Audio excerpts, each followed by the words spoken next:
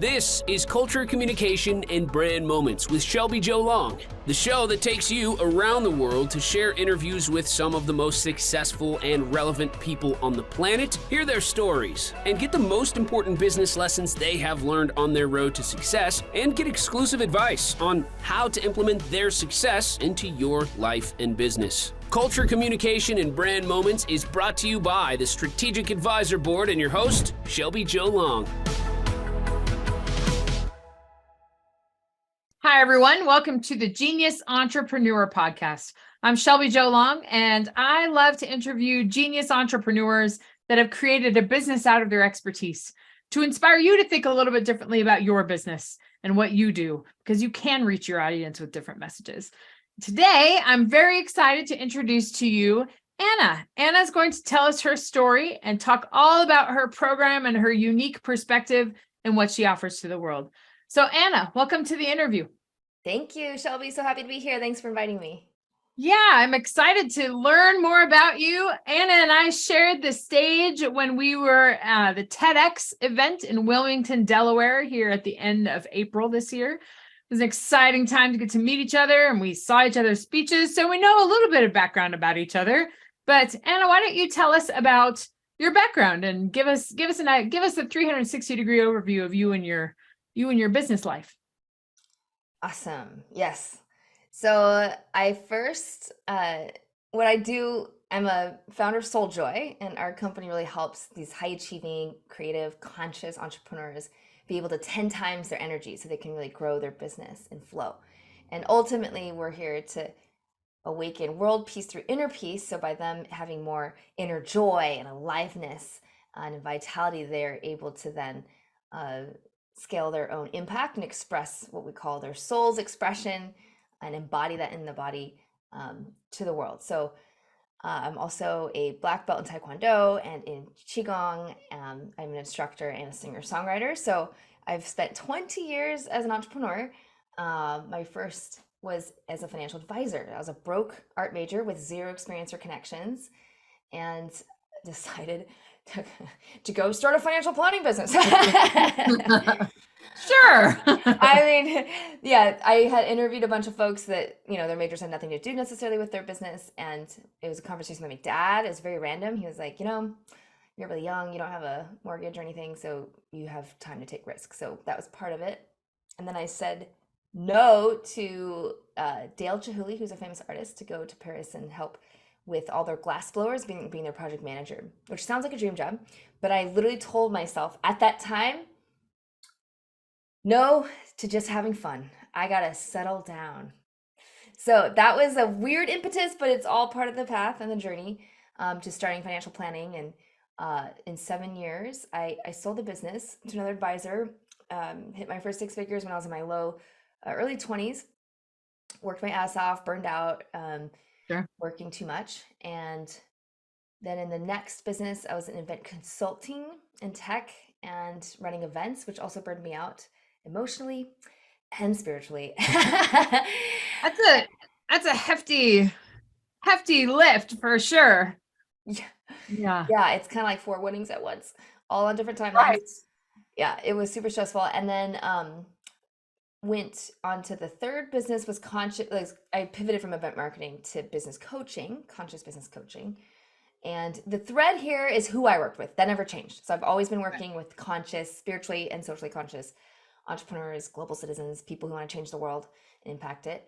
So the third business in conscious business coaching was like my first passion business, where now in the prior business before that, I was the sole breadwinner. So it was a very different picture as with the kid now and my son at the time. My husband quit his job. We had gone at one point from food stamps when I wasn't working, I was a stay-at-home mom, to being in lots of debt. And then within a couple years after starting conscious business coaching, just complete 180, like paid all the debt off, put away like all of our emergency savings, college savings, like was not done, but put away. And we were both back at, our 6 figures for each of us. So able to move to the waterfront and all this good stuff. So all that doesn't really matter. What mattered is that I started being much more aligned to my purpose and being able to, you know, as you say, be my genius and Sure. really shine that. So now it brings us to current day in the pandemic. There's another little pivot into Yeah. consciousness coaching to energy coaching. So still serving, you know, business owners, CEOs, coaches, consultants, but now people, you know, as you know, had to deal with a lot of emotional turmoil and, you know, emotional intelligence is a big thing these days, but also just managing your energy, not your time. Everyone's always like, I need more time, but you can't manage time, right? Time Right. is a fixed thing that everybody has 24 hours of, and it's kind of made up. It's just some incremental measurement for each moment, so we can be at the same time at the same place. So what you can manage those your energy, and so that's what I specialize in now, and specifically in really unleashing your own brilliance and transforming your energy so you can inspire peace in yourself and others. And yeah, that's where we are now. So I get to now resolve the whole thread of how the hell do I start a business and not burn out in the hustle and grind. And I used to say hustle and flow, but now I'm like, no hustle. Yeah. It really is like there's a way to grow in flow, right? So I'm all about flow state performance, like peak Sure. performance, but energy and being able to do what you love, make money, and grow and flow. While, you know, I'm a mom, I'm really active with my son's soccer. Like I took 10 weeks off of vacation last year. Mhm. So like how to really have it all work in concert together. Yeah. That's eh, quite a journey that you have. Was it, I'm just curious about like that transition when you went from business coaching to, I mean, you're still kind of in the coaching space, but just a Yes. whole different thing. Was it the pandemic that spurred that idea, or had you were kind of reaching that burnout phase again, or was there just something like a light that went on that kind of brought you to that space? Great question. So the pandemic definitely impacted things because overnight businesses were done, like Yep. huge contracts, 500,000 just gone. Yep. And so everybody was back to ground zero. We were all like just wanting to connect and be like, how can we help each other? And Right. like that. So I had already been sneakily doing energy coaching with all my business leaders because I found that outside influence, but then internally, they would be like, oh, I need to hire more people. I need to, you know, it's always the same problems. There's a certain point where they have enough money, now they have no time, and they got to grow their teams and they don't know how to scale, right? So that I used to work right at that nexus point. And Sure. when you clear all the noise out and look at the root cause, it typically was energy related, like which was manifesting as a sickness or as a toxic relationship, or they want to leave their husband or whatever, or wife or whatever. And I found, so I was doing the energy work already, just not calling it that. And then the Mhm. pandemic gave me the reason to rebrand as SolJoy, to unleash our soul's joy and not stick just to business coaching, although that's who I serve. So, yeah. So that's what brought on that particular shift. And that's just where I was. You know how people like, well, all business evolve as you evolve, and suddenly you're like, oh, Yeah. it's boring. I'm gonna go do this now. But yeah. Especially if you're still in business after the pandemic, you have evolved, you have changed, you have altered in some fashion. So yeah, For that's sure. absolutely, that's pivot and then adjust. I'm curious, you say that you're an instructor, a Tai Chi instructor. Is that correct?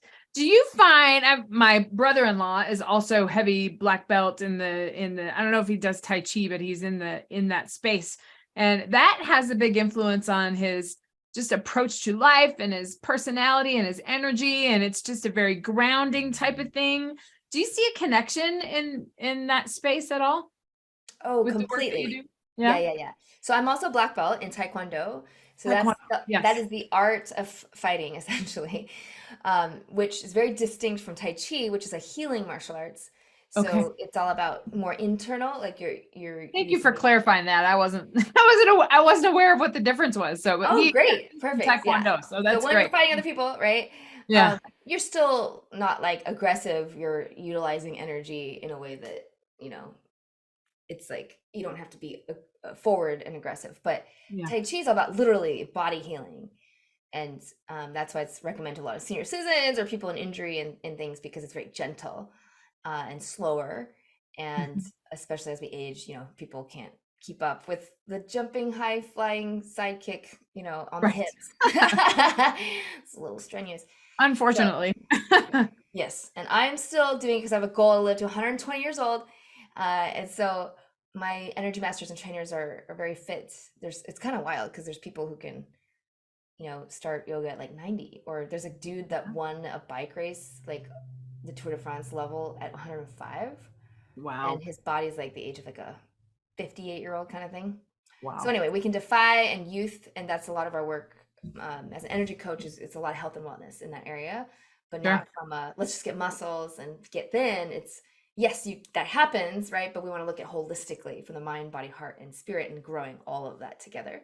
So that's where the martial arts comes in. It's a natural integration of mind, body, heart, soul. You can't just like do a movement or a form in Tai Chi without your mind being present. You could, it just looks really bad. It doesn't land the right way.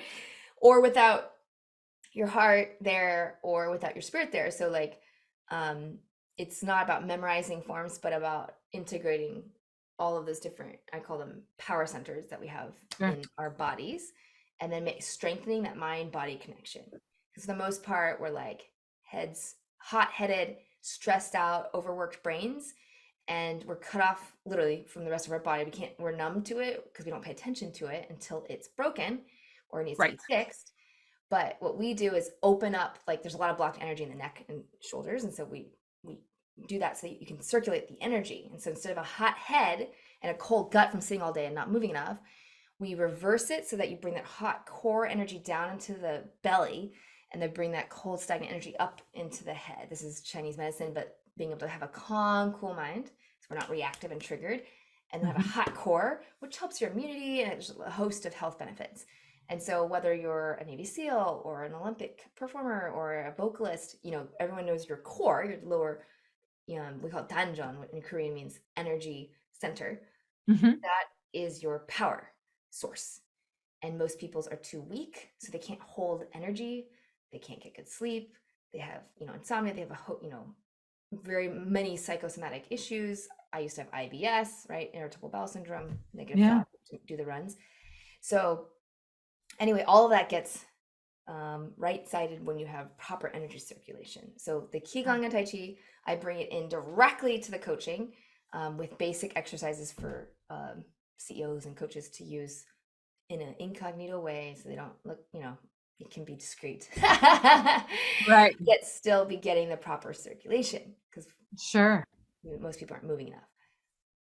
Yeah. And people, at least in my perception, I don't have a stat behind this, but like you can have the best strategy in the world, but it's not going to be implemented unless you yourself can show up into that space and be able to be fully present yourself. You can't put your mind to work if you're not taking care of yourself. So totally. At least that's what I feel. Yeah. Health is wealth, right? Absolutely. Mask on first and all of that. And so many, it's especially as you age, it just gets like the leash, right? It gets so short of what your recovery time, and you have to like really be on top of it, or else that from your story of like having to recover from what you went through. It's essential. Otherwise, what are you here for? I mean, I was like, you can't enjoy anything. Yeah. Well, it sounds like you're just bringing purpose to everybody. You're helping people discover their purpose and be more purposeful in their actions. It's funny because that word comes up a lot, and I was just we were reading our website, and the copywriters wrote that, and I'm like, because then it comes like life coaching or something, which yes, we do aspects of that, right? But I don't help people find their purpose. So this was my TEDx talk too on Burnout to Brilliance, is you already have your purpose and your passion. You don't need to find it. It's already there. If you just it's like right below the surface, look at your online search history, look at the things you're passionate about already that you may not even recognize as a passion because it's just the air you breathe. Like you love music or you love whatever. So yes, it's not about helping them find the purpose because it's already there. It's more, what we do is help them manage their energy so that whatever that thing is expressed fully in the world. Right. So it's embodying the energy. You know how people can be heady or intellectual about it, and then being able to then impact by expressing it in its truest form. And for me, that looks like singing, songwriting, which I had no idea that's what it was. but for Sure. others, it'll look different. Yeah. This last weekend, I was at the event down there, and I talked about intuition. And intuition's so like challenging. It's just challenging to like, how do you define it? Because it's different for everybody, and that's the what's underneath the surface. Something that's common sense to you, something that's like second nature to you, and so that's cool to you help people. At least what I think, you help people discover that and harness that and perform at their highest potential and at their optimum level of creativity. And yeah. Yes. And that's actually, we have like 5 steps, right, to help people do that. So it's like the acronym ALIVE. And what you're speaking to, intuition, is the second letter of listening within, which is all about being able to follow your heart, your soul's guidance, not your ego, which is like constantly yammering, achieve this, achieve that, which isn't a bad thing. You can have the ego work kind of for the soul, for the heart, but you want to be intuition. I'm kind of using all those terms synonymously, but use the intuition and follow it, especially in those moments where you're like, what? You know what you're supposed to do and you don't want to do it because there's too much risk, but being able to take the leap and do it anyway. So it's really strengthening your relationship, deepening that relationship, and trusting it to make many, many leaps along the way as you navigate the unknown. Yeah. Gosh, I love how that takes all of it just combines the things that it's like everything that you've done leads up to the purpose, what you're doing now, to be able to do that for other people. You went through the transformation, and you're probably still going through It's never ending. Again, we work in very similar spaces. We are constantly going through a space of transition to be able to help others discover that transition or ease that transition, the challenges of transition. I think that's pretty amazing. Well, tell us about your program a little bit. Yes. So we have a few, but the one I'll focus on is, so ALIVE, I was talking about those 5 steps, and we have a program called ALIVE. There's like the introduction to, it's called 40 Days to Aliveness, and that's college accredited. And that's like more of a taste of everything, but it gives you the best of the best things of we go through mind power, body power, heart power, soul power, and then integration. So for 5 weeks, like, in half an hour a week, you just learn some very basic, they're Qigong inspired exercises that allow you to grow each of those power centers. So for example, in your body power, we want to, what I referred back to as water up, fire down. You learn that principle more in depth. And then we have actual exercises. So for those of you listening, you can actually try this right there, even if you're driving, but you suck your belly button into your spine, for example. Even on a Zoom meeting, you can do it without people noticing, checkout line, etc. Driving is a very good one. And automatically when you're doing this, your posture has to come up, your spine gets straight. And as you keep doing it, if you're listening to this, you'll notice it gets really hot. It starts to burn. So yes, your abs are getting a workout, but more importantly, doing it right now. Good. Yay. But what happens, you'll notice, is all the blood and energy goes down because it's pumping, right? So the brain gets a break from all the thinking that's overheated, and then it comes down into the core to heat up, and then that circulates and pushes back the cold energy back to the mind, right? So just doing that simple exercise in that first week of the 40-day course is about discovering and practicing and building the habit. And then I won't go into each week, but the second week we go into emotions of, I don't want to give away all the secrets, but yes, of Chinese medicine. And then the third we go into, it's still, I would say the thread of all of it is mindful movements that are super easy for the busy high achiever, that you can see the result right away, right? Yeah. So that's that piece. And then I'll just speak about the principles for ALIVE. That's like, after that 40 days, this is our 6-month program. So the A in ALIVE, just so that you guys can have a takeaway here, is allowing yin to your yang. The L is listening within, we talked about. I is inspiring soul first. V is valuing your fears. And E is energizing your daily flow, which I just spoke about with the water and fire down. So I'll just speak about the other 3. So A for allowing yin to yang is about, if you're already so burned out, you've met these people probably of like they can't even help themselves because there's so much in putting out fire mode. So this is about creating the structure so that you actually take space and time off. So I recommend a week off per quarter at a minimum. 6 to 8 weeks is ideal. I find 10 to 12 is a little too much. I'll take it to stay in the flow. And then the listening within, we talked about, is intuition and following your soul's voice, not the ego. And then I is inspiring soul first. And so this is like your morning rituals and habits that aren't just about check, I did my workout, check, I watched the news, whatever. It's about grounding into the thing that's going to replenish you for the rest of the day. Because most people don't know how to tap into their energy. They get drained by it. They watch the news. They're around toxic people, whatever. Or they're achieving. They're like running on empty a little bit. So giving. And so this is a way to help you replenish. Like the things I do in the morning keep me, for instance, just temperature wise warm for the rest of the day, instead of always getting cold or getting cold hands and feet, which a lot of people get. You don't have to. So there's simple things you can do. And then V is valuing fear. So instead of fixing them, overcoming them, vanquishing them, that was the old name, valuing them like little children that you bring under your arms. And when you can start to treat fears like that and realize they're not a threat, they're often a phantom fear, but they're just little kids wanting some love, then it has you want to approach fears, because that's where the growth is. And then energizing daily flow then is keeping that going, having the healthy habits for that energy circulation. So we create the space with allowing yin to your yang. Then we have to go inside, not outside ourselves, for the answers, to listen within to the soul versus the ego. Then ground ourselves and deepen that connection to replenish our day. And then V, valuing fears, you're going to come up against life. Life's going to life you. So how do you deal with the challenges? Value the fears. And then E, energizing daily flow, makes the whole thing flow as a circle. So there's like an arc of energy that happens in the principles that we learn in that 6-month Alive program. Awesome. Well, I want to ask you, where can we find all this information? Yes, just my website, soljoy.life. S-O-L, no U, SOLJOY.life, L-I-F-E.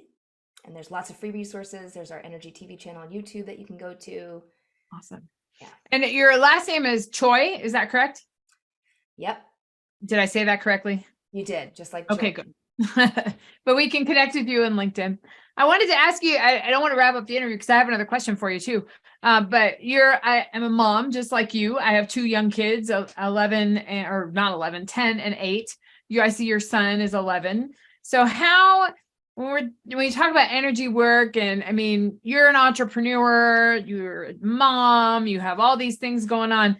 Can you talk about the importance or the transformation that you've seen with other clients that are in similar spaces? Because as you know, we're pulled, and both my kids are in soccer, 1,000 different directions, and you have a home, and you have a dog, and you have multiple careers. You have all these things going on that tend to take your time away and burn you out a little bit. So tell me about, you have managed to create this balance. So I want you to talk a little bit about that, because it's very admirable, and you're inspiring others to think about how they spend their time. So yes, or not spend their time, how to channel their energy. So yeah, good job. Yeah. Yes. So I'm thinking of Bree. Bree's a client that had a mid 6-figure business, right? And she had 2 kids at the time. She's homeschooling because it was during the pandemic. Mm-hmm. Had all that situation you just said, soccer mom, all of that going on. So when working together and using Alive, she was able to we tweaked, it's like tweaking the initial things in place. So each morning, for example, she was also dealing with a lymph kind of disease thing. And she came in like, there's no way I can add anything in the morning. I don't have time, or it's too hard, or blah, blah, blah. So we literally went play by play of what happens right when she wakes up, and was able to figure out how she can make sure to get the water without waking the kids up, and do her yoga and meditation with the husband right there, right? So that she could ground herself during the day. And with that, this was like a half-hour call.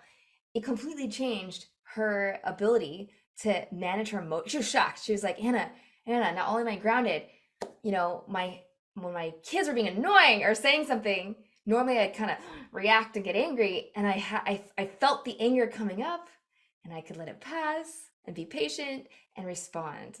And that was a huge win for her, right? In addition to just having now this personal time that she could take that would work in the environment she was in, to do her yoga and meditate that wasn't possible before. So it can be very simple things that have big impacts, right? That go down the line. And us busy moms think that I don't have time for that. So yeah. No, there's always when am I something going to fit really, it in my schedule? But you yeah, can. really tiny things. Even if it's just going outside, you know, this is speaking to the inspiring soul first piece, but like, do whatever you're doing, just do it consciously. So if you're eating breakfast, take 30 bites. I know it's long, but it becomes like a little liquid, and then meditate and feel it going down your throat. Just kind of slow everything down. If you go walk the dog, check the mail. Go slow. Feel your soles of the feet on the ground. Connect to earth and nature, right?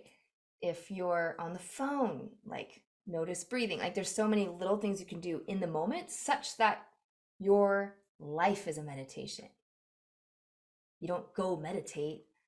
You already are all the time. Right. And in doing so, you're replenishing and recharging your battery, right? Your energy all the time. Then in this kind of scarcity mode of it kind of runs out. No, you can tap into boundless energy anytime inside, not reliant even on like massages or other things, which are great. They can still rely on outside sources. But when you can go inside and know how to tap into that, it's always there waiting. I think we all need to be reminded about that. Because we just don't think about that. You know, I think of summer and how summer is so open. I don't have the kids' schedules to worry about and all that kind of stuff. But then it's filled with, Mom, what can we do today? You know, so it's I'm bored. right. The screen time conversation. Yes. Exactly. You know what? Do I want to make my kid do? So he loves video games. I have him do, because I'm not against screen time. Like if it's positive, have unlimited amounts. I was like, if it makes you a better human being and a better soul, have at it, no limit, right? But if it's like neutral or a little negative, like shooting people or whatever, a little different. So what I say is you have to do consciousness time, which for us is like filling his brain with like really positive stuff that helps, you know, his soul and his heart grow. And then he counters that. So he has to do that first and his chores. And then he gets a designated amount of screen time, which we've programmed in, so it just automatically stops. For example, I don't know why I was going into that, but those are little ideas for working with your family. Well, I think that's so important to think about and inspire. I think that's just inspiring to hear you talk about it. So you've already told us where your website is, how we can connect with you. Any final thoughts? This is my final question to my podcast guests. Do you have any thoughts to our audience of maybe to inspire them how to dig into their genius a little bit more, and to, if people are thinking about creating a business out of something that they're passionate about, something that they love, what would be a piece of advice you would give them, since you have done the very thing that? Yes, I'm going to be a cold water and I'm going to say passion alone will not take you there. You have to be clear on your why of the business, because, and also making money is not enough of a motivation. You have to dig real deep and be very clear on why you're going into business.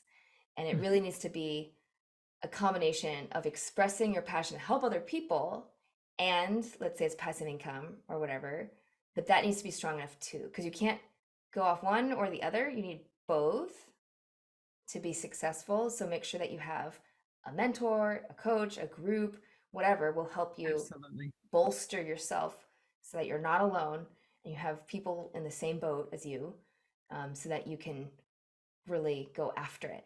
And I like to say, there's nothing, the number one thing I see in people in transition from corporate or from, you know, next chapter of life, now an empty nester kind of thing, is they want to just focus 100% on their passion business. And then they just leave all the security. And so now they're in like desperation and growing it. So big piece of advice, don't do that. You can have both. There's a way to transition where you, like I did with Chris. So 3 times he tried to start his own business, making like 10,000 on his best year. He had a 6-figure job. And within 3 months of working together, we first secured 120,000 in contract work. Then he quit his 9-to-5, right, to focus full time, because he already had a year's worth like saved up, if that makes sense. So always build up your income with the job. I know it's double duty for a little bit, but there's ways to grow and flow with that and then make the transition. Great. Very practical, yet soul inspired, right? You've gotta take, it's a yin and yang, right? Yes. So a little bit of both. So I appreciate all of those things. Encourage the audience to connect with you on LinkedIn and to discover your website and to understand more about your energy work. I think that's just incredible.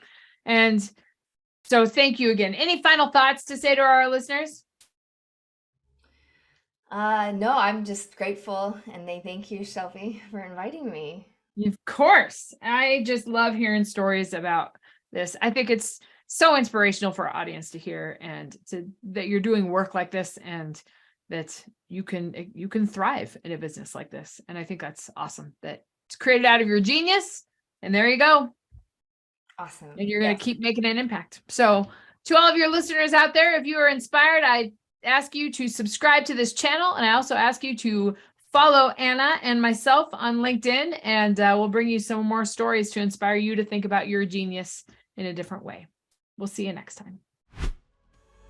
Thanks for listening to Culture, Communication, and Brand Moments with your host, Shelby Jo Long. Please leave your feedback and visit strategicadvisorboard.com to get the latest and greatest business advisement on the planet. Follow us on social media for updates, and we will see you on the next episode.